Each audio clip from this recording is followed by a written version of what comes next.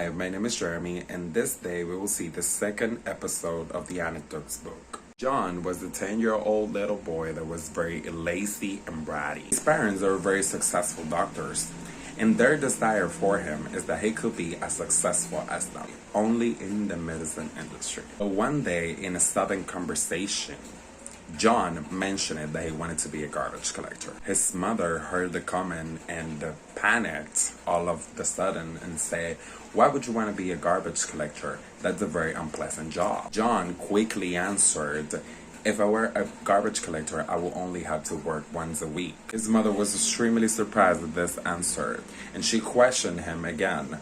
"What do you mean you will only have to work once a week?" John responded to this question saying, "Garbage collectors only work once a week because the ones that come to our house only come on Wednesdays because it's the only day that I see them." The message that the story conveys is exactly what human beings do all the time, trying to find shortcuts for success. Having in presence that every job is very important and needs to be appreciated for what it is, we as human beings tend to ignore that life is a miracle and there are many versions of one thing. In this case, John only judged this job based on the fact that he only saw this person once a week. But that doesn't mean that they do not work hard. That doesn't mean that they do not have other errands to do or things to do. John's mom has a lot of explaining to do to him. Also, do not condemn John for being lazy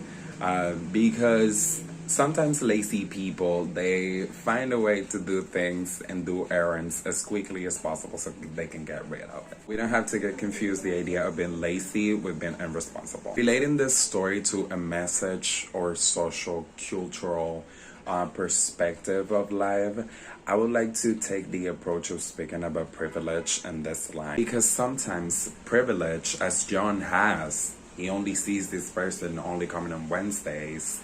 That's the lesson that privilege gets us. We sometimes need to take a second look or a closer look to what people are doing, what we're not seeing, and the effort that they put into offering us a service. Also, we can spot a tendency in John's mom because I see that she is doing exactly what a lot of parents are doing nowadays, which is like trying to tell the kids what they will have to become in life instead of teaching them. What are those kinds of people that deserve respect the most because they are doing jobs that people are not usually taking? That's why when we go to fast food chains, when we see people like cleaning the streets, when we see people collecting the garbage, we do not see them as a figure of respect. So much for having listened to my anecdote. I hope